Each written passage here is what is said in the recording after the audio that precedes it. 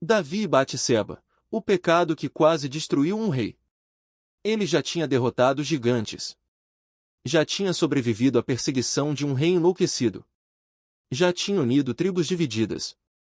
Já tinha conquistado Jerusalém. A Bíblia o chama de homem segundo o coração de Deus. Mas numa noite silenciosa, ele olhou pela janela. E tudo mudou. Não foi uma batalha. Não foi um golpe político. Não foi um exército inimigo. Foi um olhar. Davi estava no auge. Rei consolidado.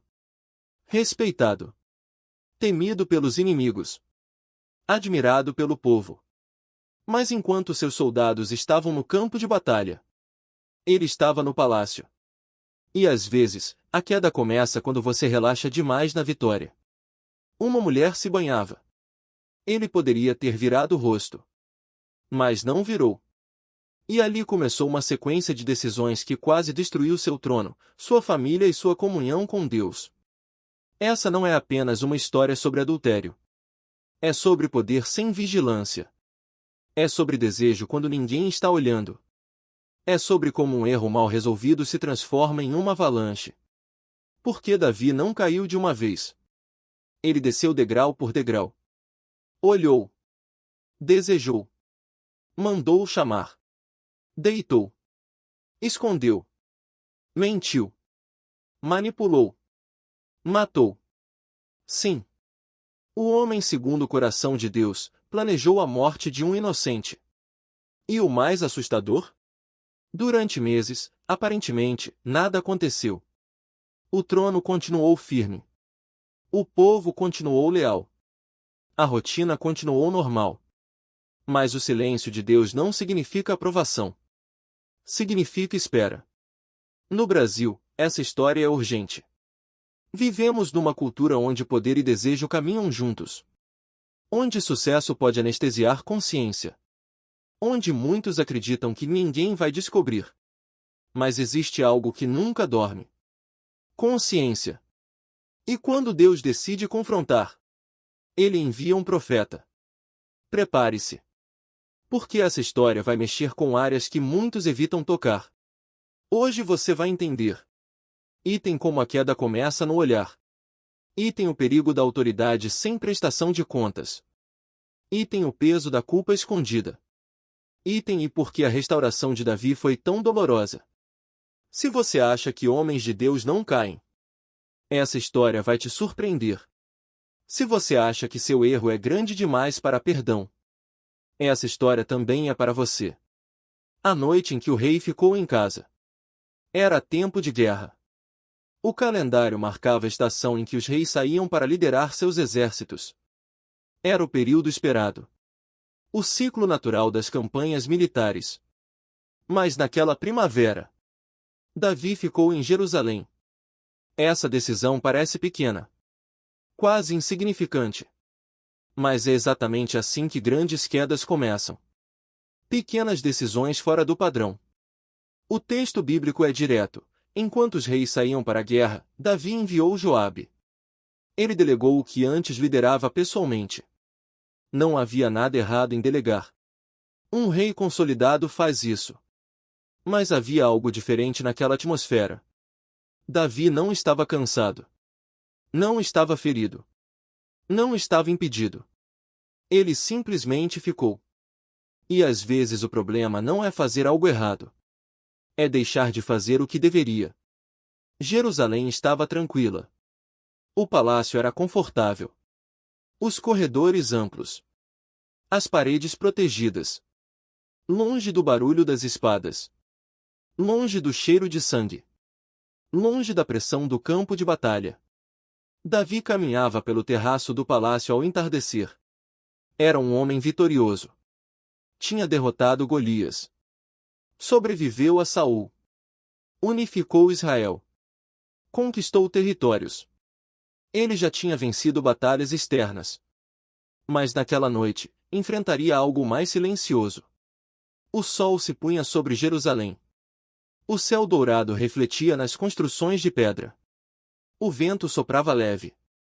E então ele viu uma mulher se banhando. O texto diz que ela era muito formosa. Davi poderia ter virado o rosto. Ele sabia quem era. Sabia o que representava. Sabia que não era sua esposa. Mas não virou. O olhar se transformou em contemplação. E contemplação prolongada vira desejo. Desejo alimentado vira intenção. Intenção executada vira pecado. É impressionante como tudo começa em segundos. Um olhar que poderia ter sido interrompido, foi prolongado. No Brasil, vivemos numa cultura onde o olhar é banalizado. Imagens estão em todos os lugares.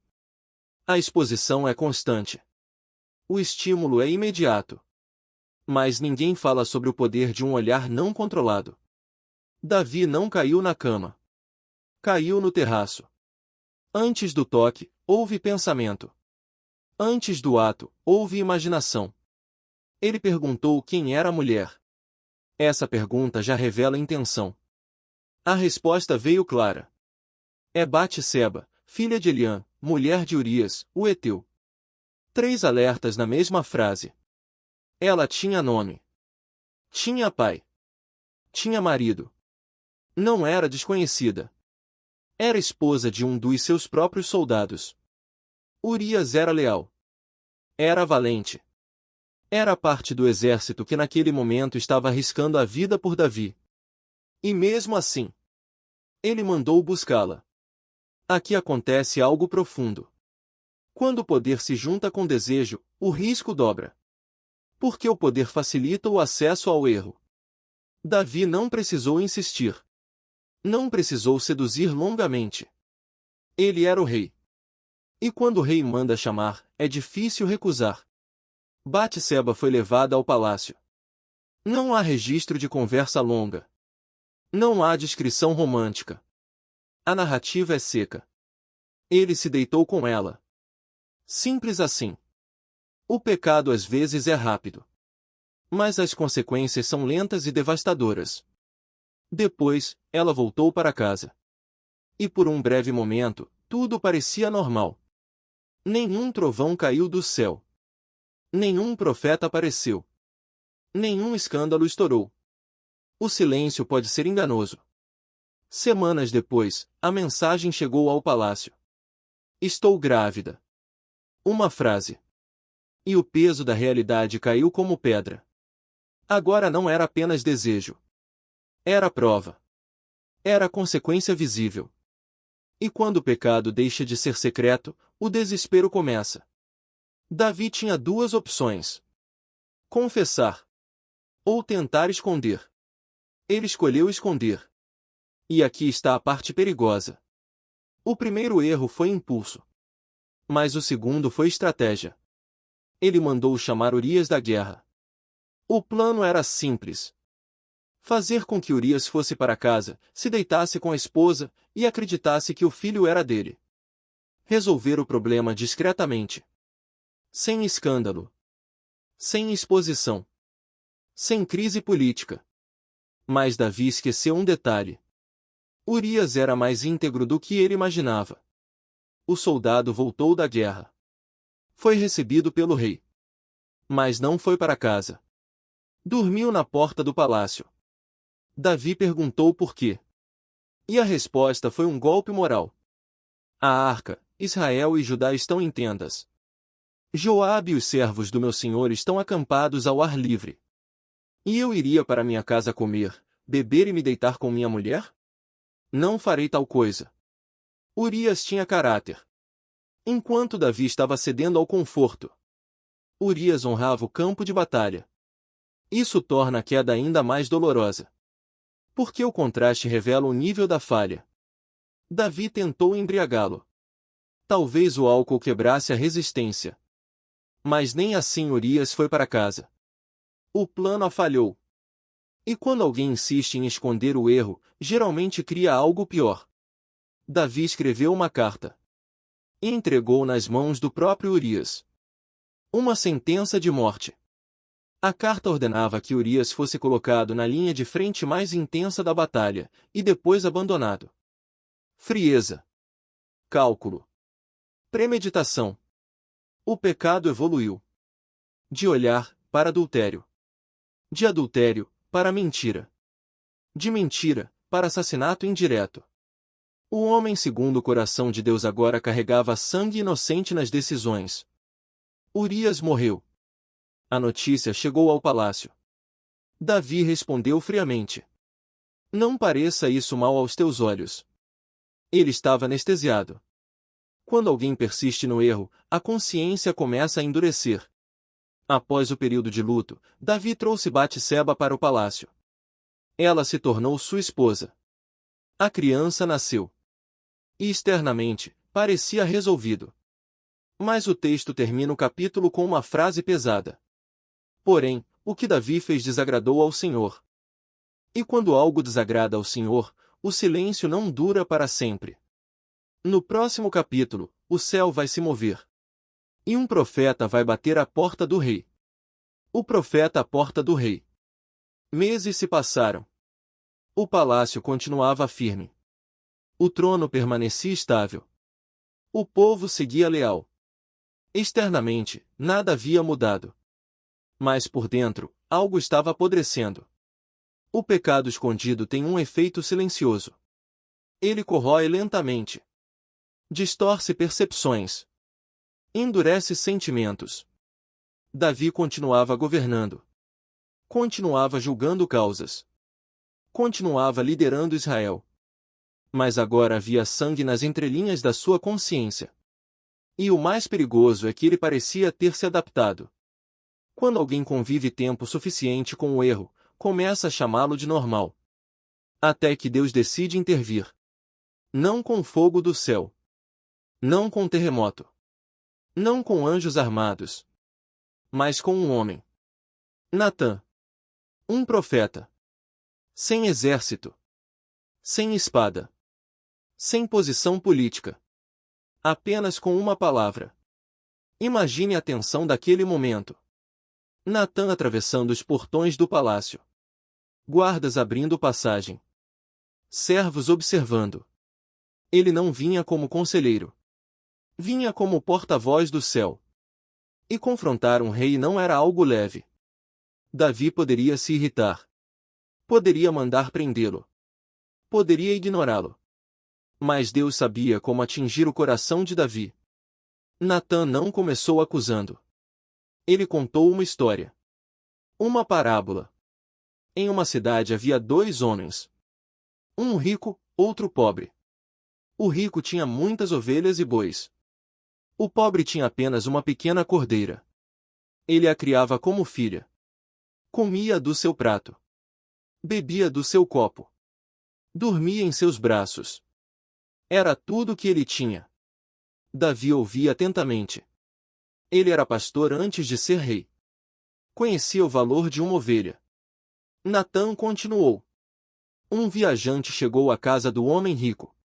Mas ele não quis pegar de suas próprias ovelhas para preparar a refeição. Tomou a única cordeira do homem pobre e a matou. O sangue de Davi ferveu. Ele se levantou indignado. Vive o Senhor, que digno de morte é o homem que fez isso. E pela cordeira restituirá 4 vezes, porque fez tal coisa e não se compadeceu. Nesse momento, o palácio ficou em silêncio. Natã olhou nos olhos do rei. E disse apenas 4 palavras. Tu és esse homem. Não houve grito. Não houve acusação longa. Apenas essa frase. O peso caiu como um martelo. De repente, a parábola deixou de ser história. Virou o espelho. Davi percebeu. O homem rico era ele. A cordeira era Batseba. O homem pobre era Urias.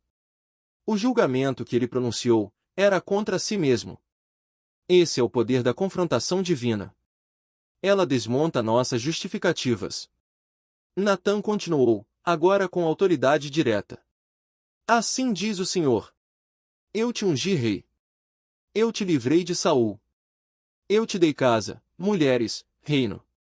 E se isso fosse pouco, teria acrescentado mais. Por que desprezaste a palavra do Senhor? Essa pergunta atravessa séculos. Por que desprezaste? Davi não precisava daquilo. Ele já tinha tudo. Mas desejo não nasce da necessidade. Nasce da cobiça. Natã declarou a consequência. A espada jamais se apartará da tua casa.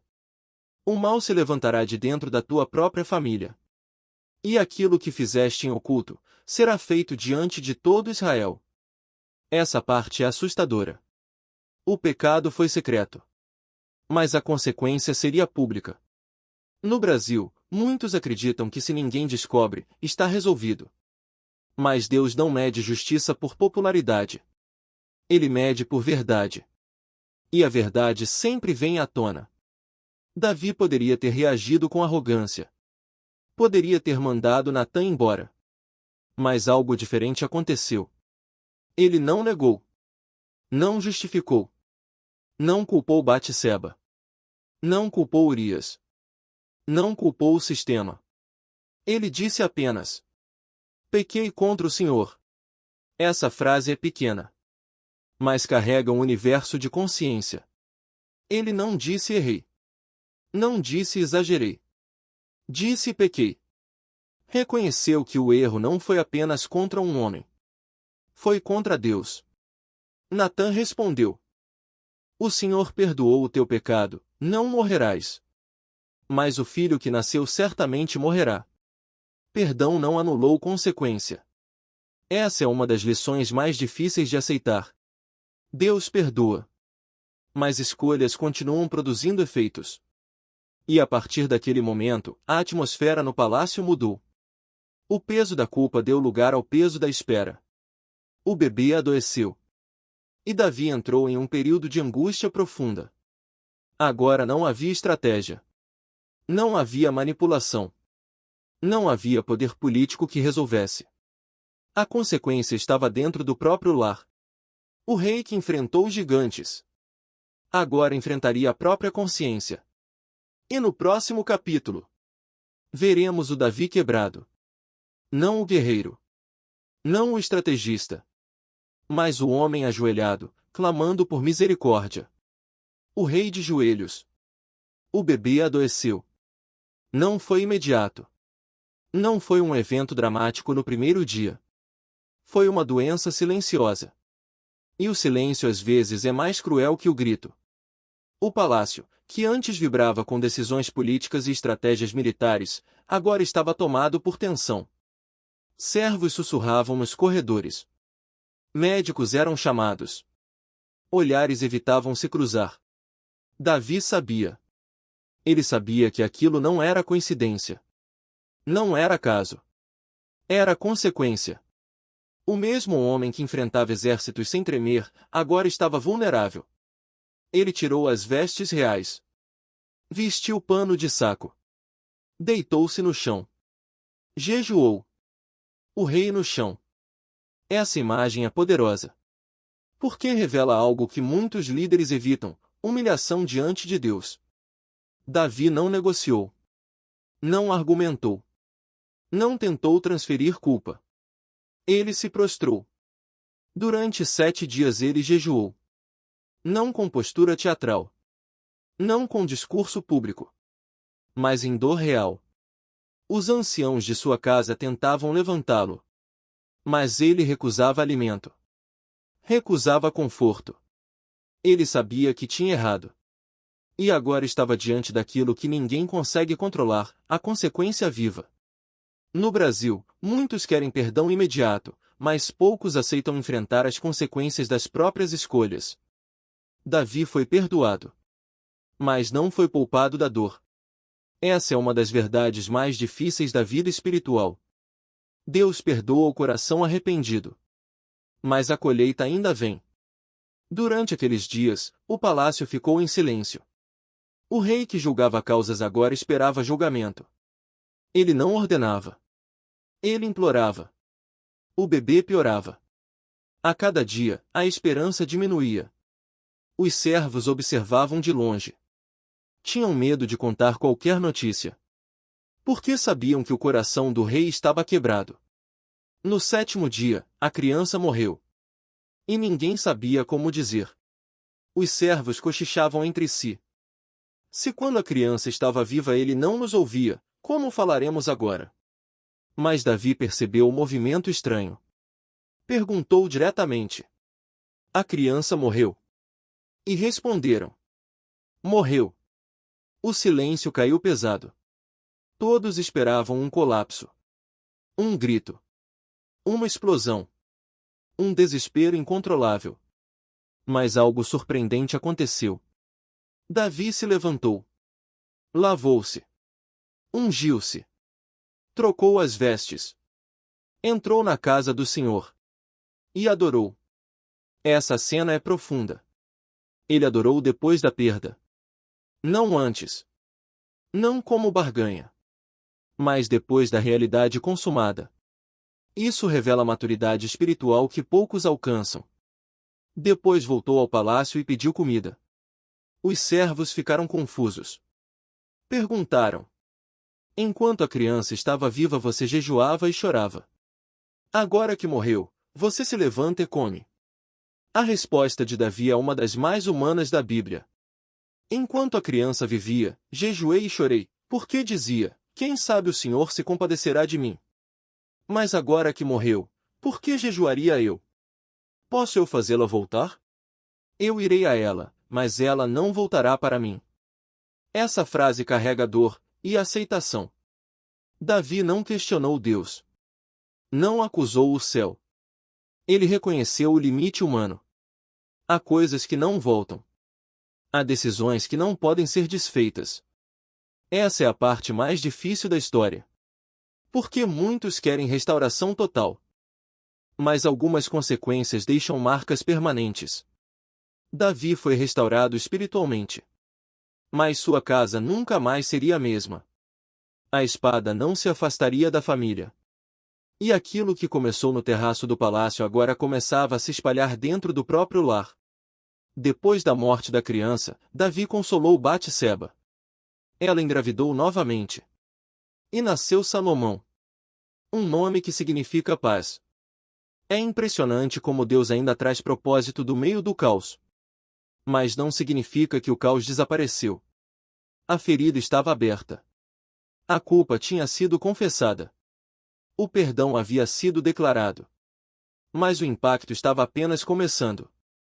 Porque quando o pecado envolve poder, família e autoridade, ele não afeta apenas o indivíduo. Afeta gerações. No próximo capítulo, veremos como a consequência anunciada por Natã começa a se cumprir dentro da própria casa de Davi. O rei foi perdoado. Mas agora enfrentará algo ainda mais doloroso: conflitos familiares que nasceram na sombra do seu erro. A espada dentro de casa. O perdão havia sido declarado. Mas a profecia ainda ecoava. A espada jamais se apartará da tua casa. Davi talvez tenha pensado que o pior já havia passado. O filho morreu. A vergonha foi confrontada. O pecado foi exposto. Mas a consequência não terminou ali. Ela começou a crescer dentro do próprio palácio. O primeiro sinal veio com Amnon, filho de Davi. Príncipe. Herdeiro natural. Ele se apaixonou obsessivamente por Tamar, sua meia-irmã. O texto não descreve como amor. Descreve como desejo doentio. Ele adoeceu de tanto pensar nela. Aqui vemos algo perturbador. O mesmo padrão que levou Davi à queda agora aparece no filho. Desejo alimentado. Imaginação não controlada. Impulso acima da moral. Amnon tinha acesso ao palácio. Tinha autoridade. Tinha influência. E assim como Davi usou poder para satisfazer desejo, Amnon faria o mesmo. Com a ajuda de um amigo astuto, ele fingiu estar doente. Pediu que Tamar viesse preparar comida para ele. Quando ela entrou no quarto, ele a agarrou. Ela implorou. Lembrou-lhe da vergonha. Do pecado. Da lei. Mas desejo não controlado não escuta a razão. Ele a violentou. Depois, algo ainda mais cruel aconteceu. O texto diz que o ódio que sentiu por ela foi maior que o desejo que antes sentia. Ele a expulsou. Tamar saiu chorando, rasgando suas vestes reais. Humilhada. Destruída. Essa cena é devastadora. Porque revela que o pecado de um pai abriu portas invisíveis dentro da família. Quando Davi soube do que aconteceu, ficou muito irado. Mas não puniu Amnon. Essa omissão é gritante. Talvez a culpa do próprio passado o tenha paralisado. Talvez ele se sentisse moralmente enfraquecido para confrontar. Mas liderança que falha em agir cria terreno para tragédia maior. Absalão, irmão de Tamar, guardou o ódio em silêncio. 2 anos se passaram. Silêncio externo. Rancor interno. Até que Absalão planejou vingança. Durante uma festa, ordenou que seus servos matassem Amnon. E assim fizeram. Agora o palácio estava manchado novamente. Não por um erro isolado, mas por uma cadeia de eventos. O pecado de Davi não ficou restrito ao quarto secreto. Ele abriu uma rachadura moral na família. E rachaduras não tratadas se expandem. Absalão fugiu. Davi chorou a morte de Amnon. Mas também sentia falta de Absalão. O coração de pai estava dividido. O coração de rei estava enfraquecido. No Brasil, vemos isso acontecer em diversas famílias. Quando liderança falha, filhos pagam. Quando a autoridade não é exercida com integridade, o exemplo fala mais alto que os discursos. Davi havia sido restaurado diante de Deus. Mas sua autoridade moral dentro da casa estava comprometida. Isso não significa que Deus retirou o chamado. Mas significa que consequências familiares são reais. Depois de algum tempo, Joabe articulou o retorno de Absalão a Jerusalém. Mas Davi não quis vê-lo. Ele voltou, mas ficou 2 anos sem ver o rosto do pai. Distância emocional dentro do próprio palácio. Isso alimentou algo perigoso. Absalão começou a se posicionar politicamente. Bonito. Carismático. Popular. Ele se colocava à porta da cidade e dizia ao povo: se eu fosse juiz na terra, faria justiça para vocês. Lentamente, ele roubava o coração de Israel. Enquanto Davi enfrentava as consequências internas, uma revolta externa estava sendo construída. A espada estava dentro de casa. A profecia estava se cumprindo. O homem que quase perdeu o trono por um desejo agora corria risco de perder o reino por uma revolta familiar. Tudo começou com um olhar. E agora o impacto atravessava gerações.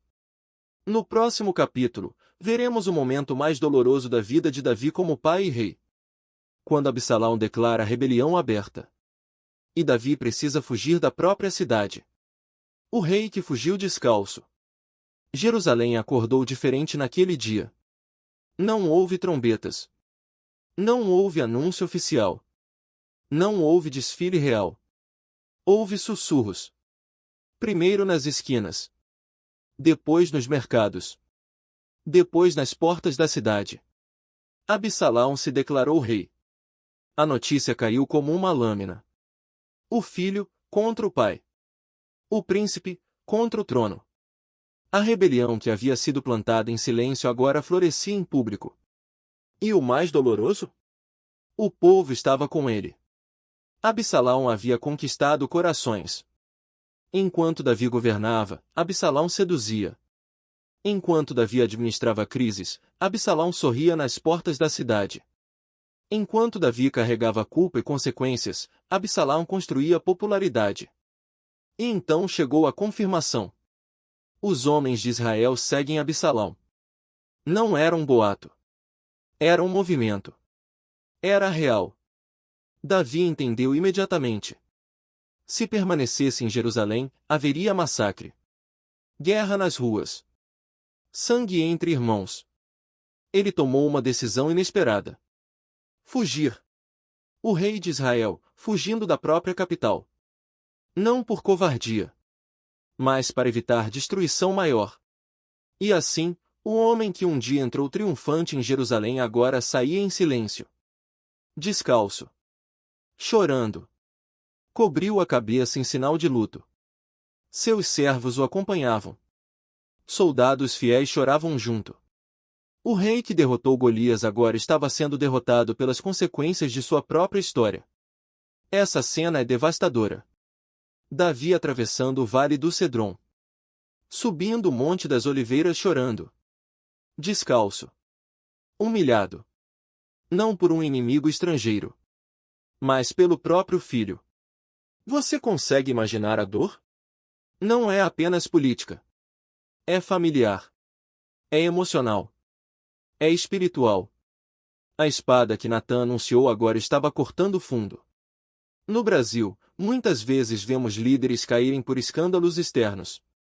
Mas as quedas mais profundas acontecem dentro de casa. Relacionamentos rompidos. Filhos revoltados. Autoridade enfraquecida. Davi não estava apenas perdendo o trono temporariamente. Estava colhendo o peso de decisões antigas. E no meio da fuga, algo ainda mais doloroso aconteceu. Simei, da casa de Saul, começou a amaldiçoá-lo publicamente. Atirava pedras. Chamava Davi de homem sanguinário. Dizia que aquilo era castigo divino. Um dos soldados quis matá-lo ali mesmo. Mas Davi respondeu algo impressionante. Deixem-no amaldiçoar. Talvez o Senhor tenha mandado. Essa frase revela algo profundo. Davi não estava se defendendo como antes. Ele estava quebrantado. Ele reconhecia que sua história tinha falhas. Ele não estava culpando Deus, nem tentando justificar-se. Ele estava aceitando o processo. O homem que caiu no prazer agora caminhava na dor. Mas mesmo na fuga, Davi não perdeu totalmente sua fé. Ele enviou a Arca da Aliança de volta para Jerusalém. Disse aos sacerdotes: Se eu achar graça aos olhos do Senhor, ele me fará voltar. Mas se disser, não tenho prazer em ti, eis-me aqui. Isso é entrega verdadeira. Não é fé baseada em vitória. É fé baseada em rendição. Absalão entrou em Jerusalém. Tomou o palácio. Sentou-se no trono.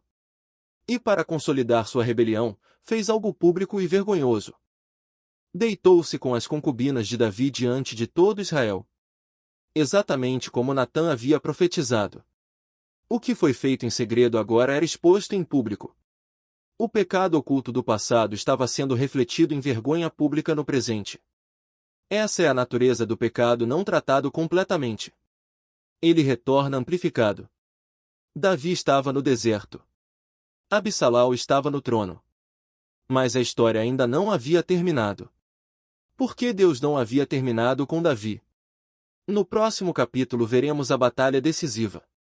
Pai contra filho. Reino contra rebelião.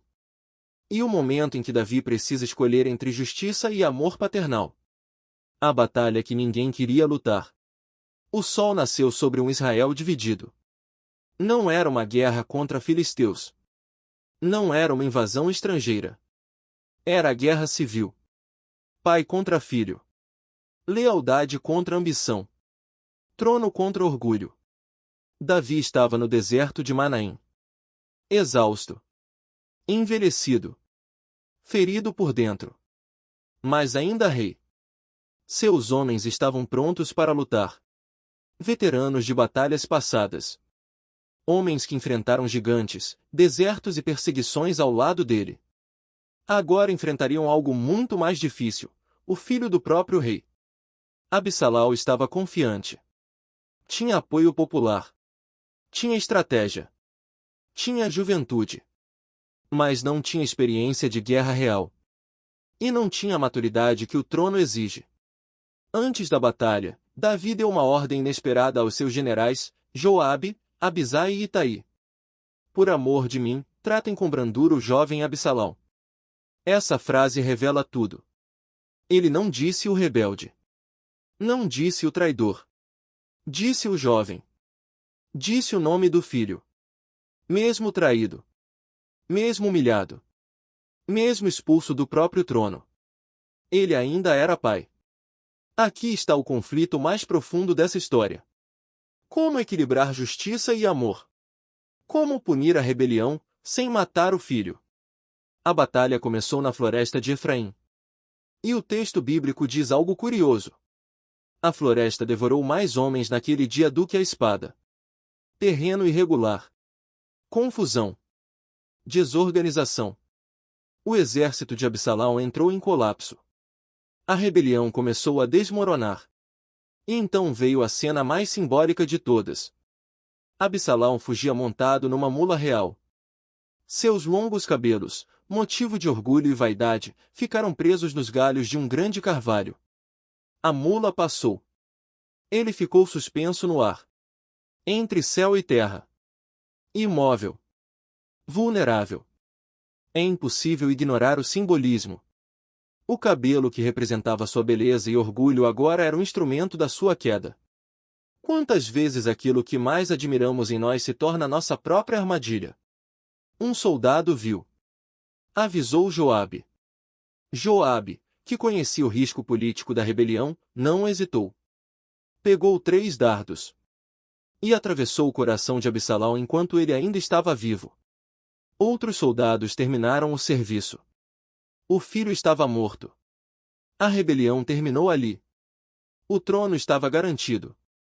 Mas o coração de Davi ainda não sabia. Um mensageiro correu até ele.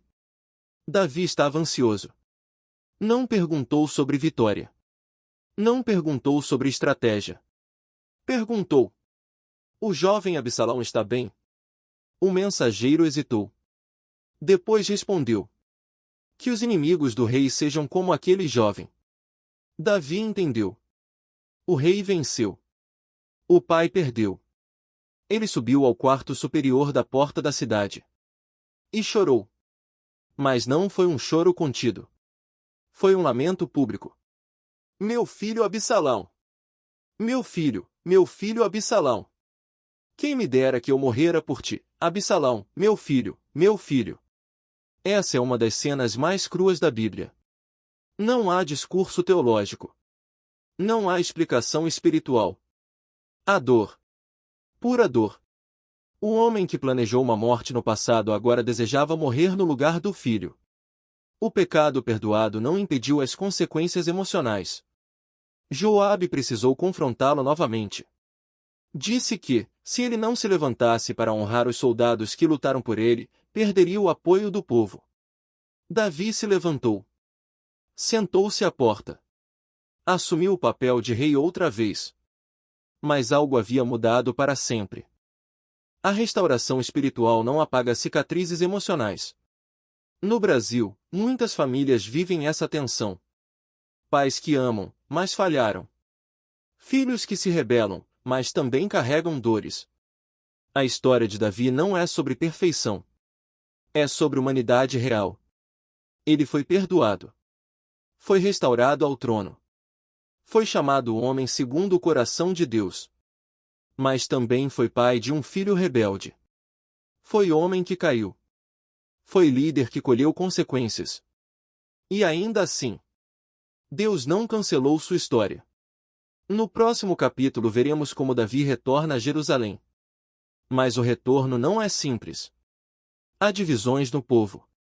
Há tensões políticas. Há feridas abertas. E veremos se um líder pode governar novamente depois de tanta dor. O retorno ao trono. A guerra terminou. A rebelião foi esmagada. Absalão estava morto. Mas Jerusalém ainda estava dividida. O trono estava vazio, não por ausência de rei, mas por ausência de consenso. Quem agora apoiaria Davi? Quem ainda o considerava legítimo? Quem estava apenas esperando a próxima oportunidade para mudar de lado? O silêncio político era tão pesado quanto o luto pessoal.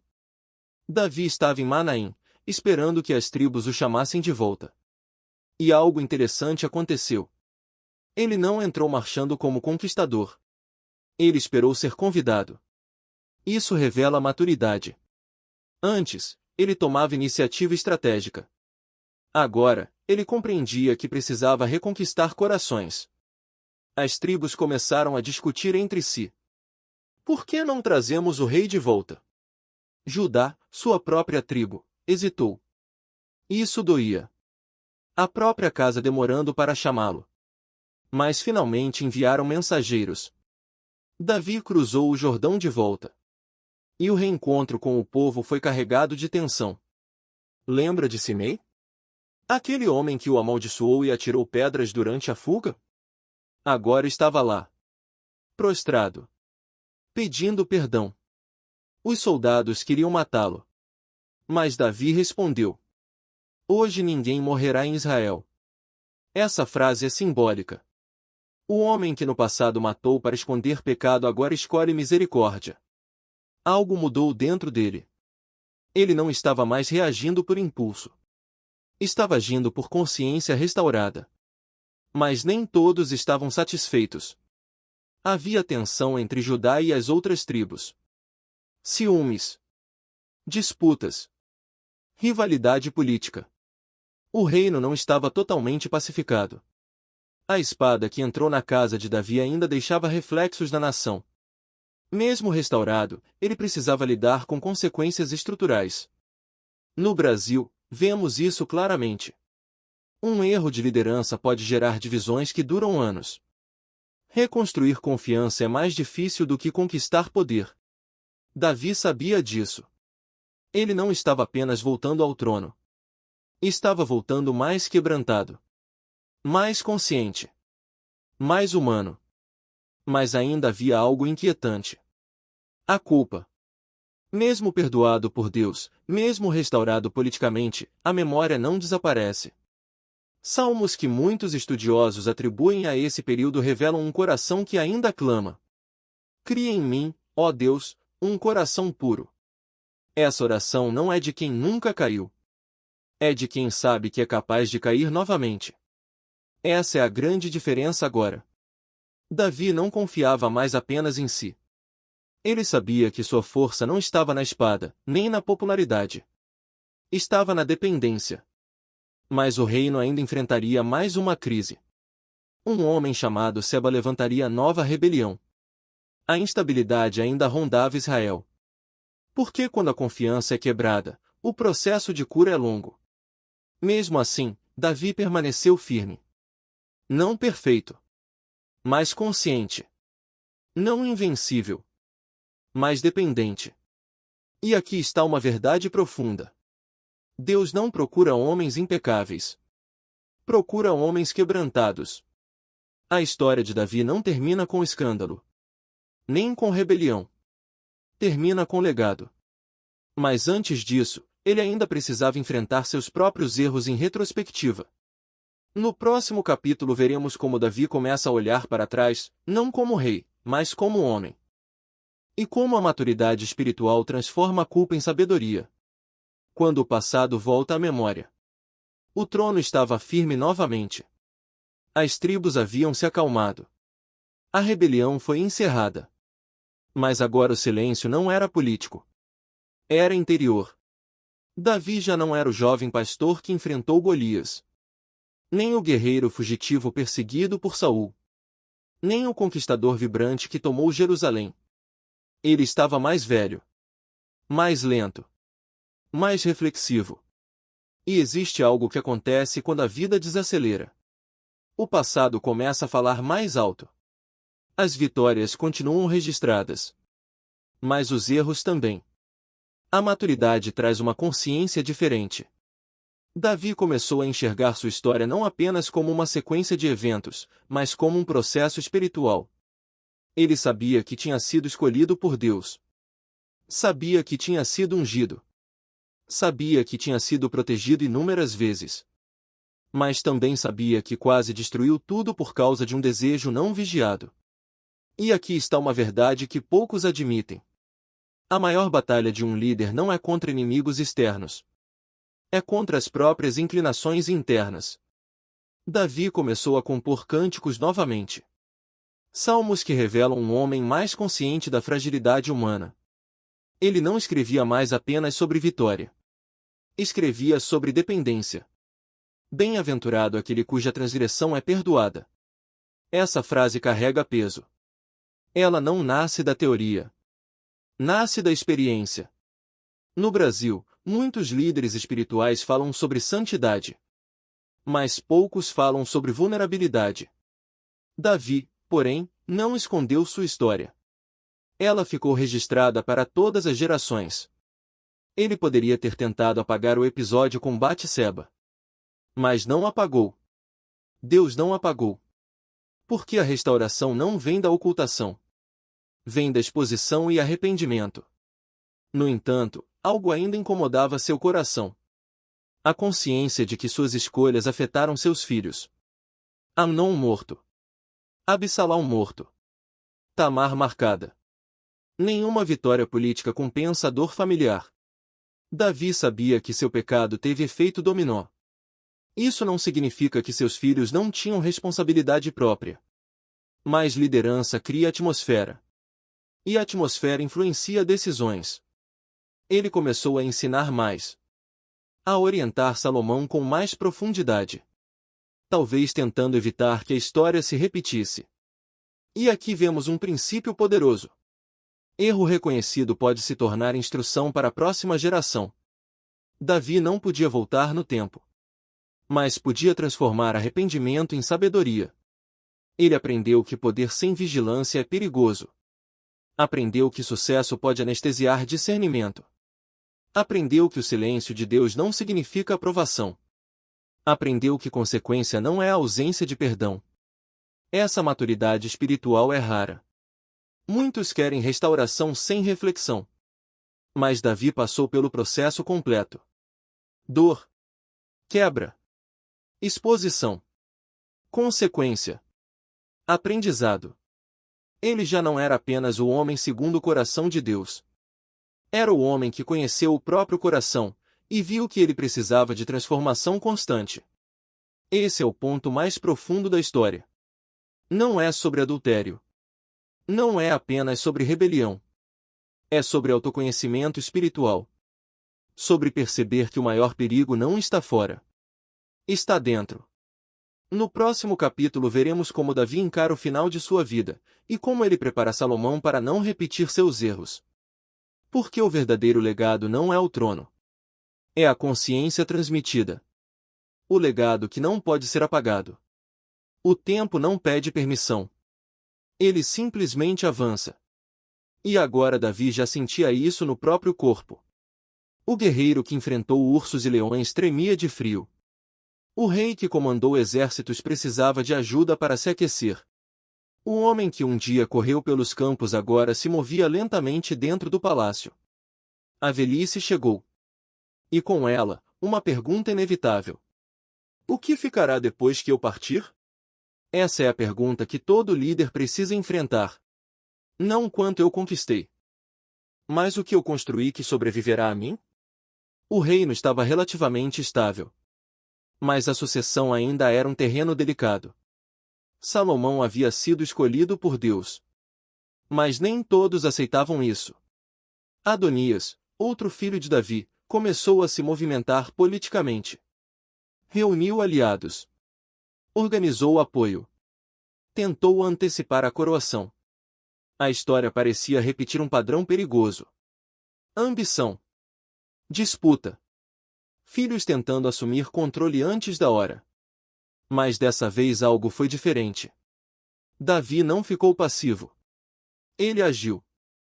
Mesmo fraco fisicamente, reuniu forças para garantir que a vontade de Deus fosse cumprida. Salomão foi ungido rei publicamente. E Jerusalém ouviu novamente o som de celebração. Mas dessa vez não havia euforia juvenil. Havia sobriedade. Davi chamou Salomão para perto. E suas palavras não foram sobre estratégia militar. Não foram sobre expansão territorial. Foram sobre caráter. Seja forte. Guarde os mandamentos do Senhor. Ande nos caminhos dele. Ele não queria que o filho herdasse apenas o trono.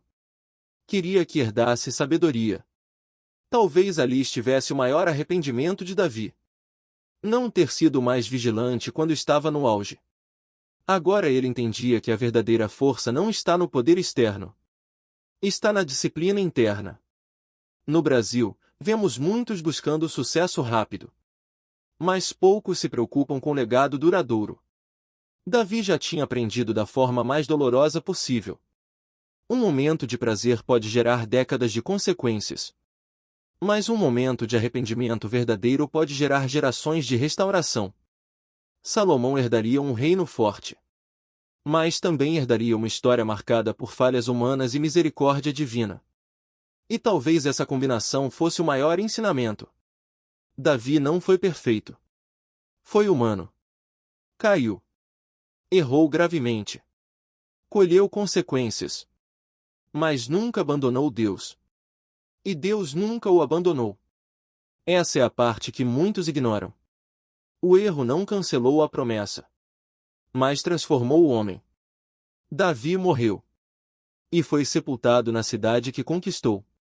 Mas sua história continuou ecoando. Séculos depois, Jesus seria chamado de Filho de Davi. O legado não foi apagado pelo pecado. Foi atravessado por graça. No próximo capítulo, vamos mergulhar no significado mais profundo dessa história, não apenas como narrativa bíblica, mas como espelho da nossa própria geração. Porque Davi não é apenas um personagem antigo. Ele é um retrato de qualquer pessoa que já lutou entre desejo e propósito. O espelho que ninguém quer olhar. A história de Davi não termina com a morte dele. Ela continua, em nós. Porque, se formos honestos, todos carregamos um pouco de Davi dentro do peito. Todos já tivemos vitórias que nos colocaram no topo. Todos já experimentamos momentos em que nos sentimos invencíveis. E todos, em algum ponto, enfrentamos desejos que pareciam pequenos, até se tornarem grandes demais. Davi não caiu porque odiava a Deus. Ele caiu porque relaxou a vigilância. E é aí que mora o perigo. O maior risco não está na fraqueza declarada. Está na autoconfiança silenciosa. Quando achamos que já vencemos demais para cair. No Brasil, vemos isso o tempo todo. Líderes que começaram com propósito sincero. Empresários que começaram com ética. Casamentos que começaram apaixonados. E, aos poucos, algo muda. Não é uma explosão repentina. É um deslize. Depois outro. Depois um silêncio que tenta esconder o que já começou errado. Davi não acordou um dia decidido a destruir sua própria casa.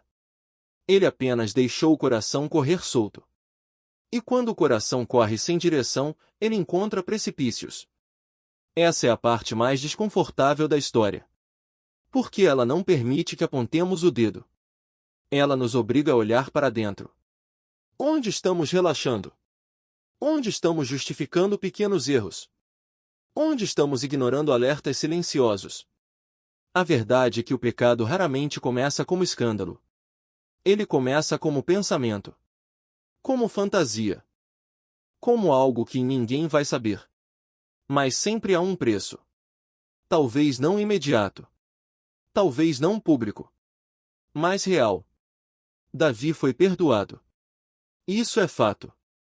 Mas também foi confrontado. E essa combinação é poderosa. Porque graça sem confronto vira permissividade. E confronto sem graça vira condenação. Deus fez os dois. Perdoou. Mas não ignorou as consequências. Essa é a parte que nossa geração tenta evitar. Queremos perdão sem responsabilidade. Queremos restauração sem processo. Queremos recomeço sem arrependimento profundo. Mas Davi nos ensina que o caminho verdadeiro passa pelo quebrantamento. Ele rasgou o coração. Ele admitiu o erro. Ele chorou. E Deus respondeu. Não com cancelamento eterno, mas com transformação. Talvez você que está assistindo esse vídeo já tenha vivido algo parecido. Uma decisão que mudou tudo. Um erro que custou relacionamentos. Uma escolha que trouxe consequências inesperadas. E talvez você esteja se perguntando: será que minha história acabou aqui? A resposta da história de Davi é clara. Não. Mas ela também diz algo igualmente importante. O recomeço exige verdade. Não dá para esconder. Não dá para culpar terceiros. Não dá para romantizar o erro. É preciso encarar. Davi encarou. E por isso sua história não foi apagada, foi redimida. No próximo capítulo, vamos falar sobre algo ainda mais profundo.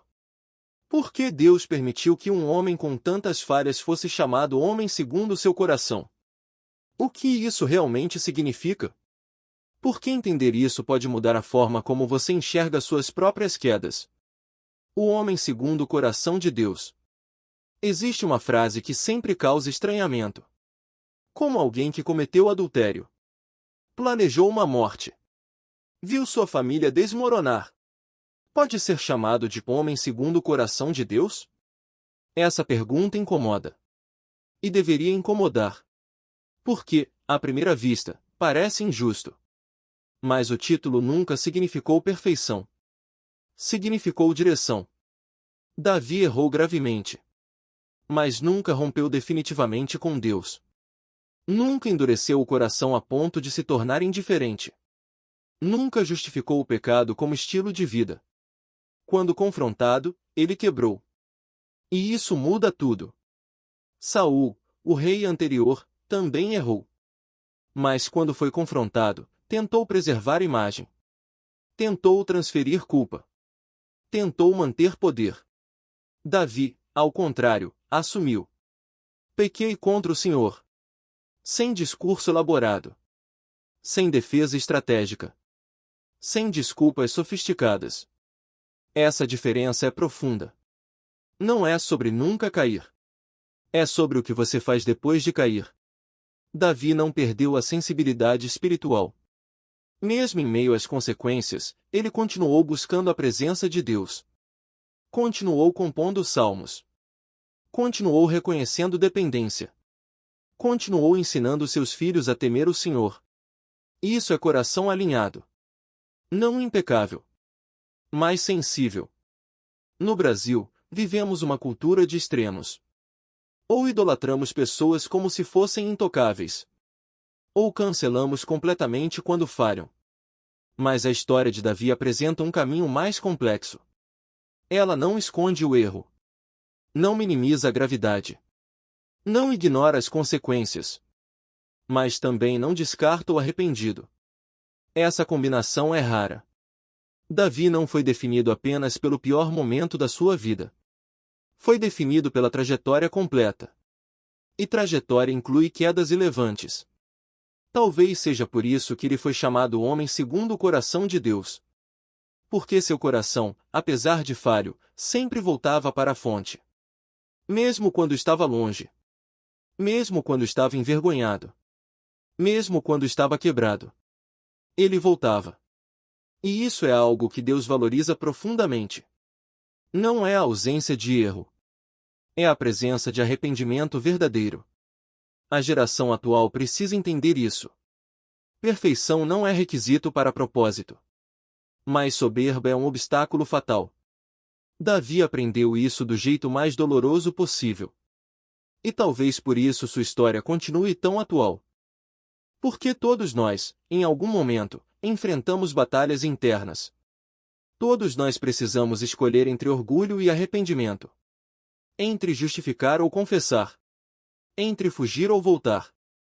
E agora chegamos ao último capítulo. O fechamento dessa jornada. Não como simples conclusão histórica. Mas como convite pessoal.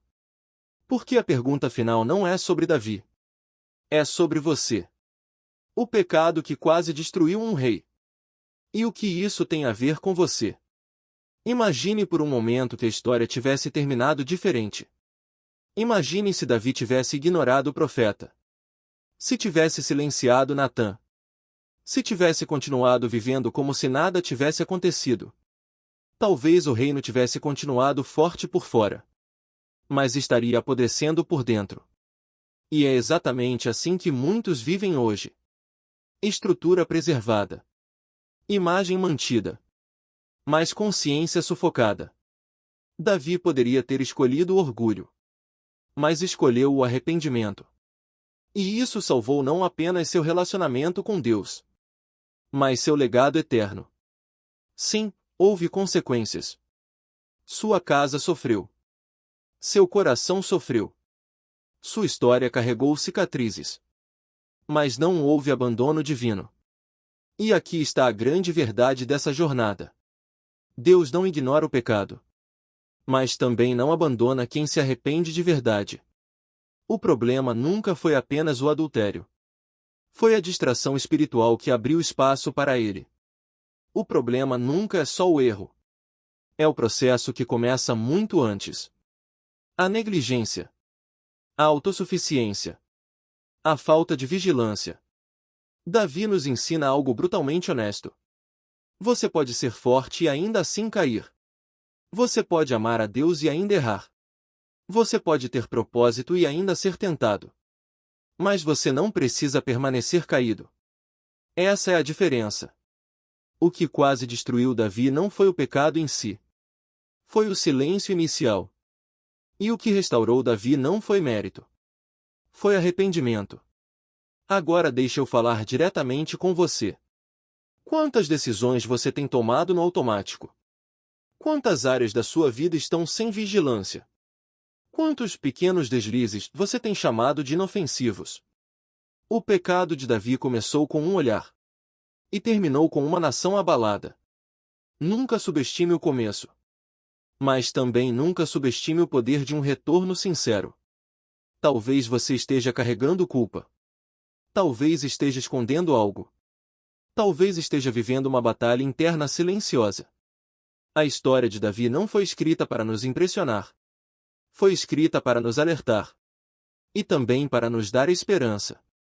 Porque se um rei que caiu tão profundamente pôde ser restaurado, então ainda existe caminho para você também.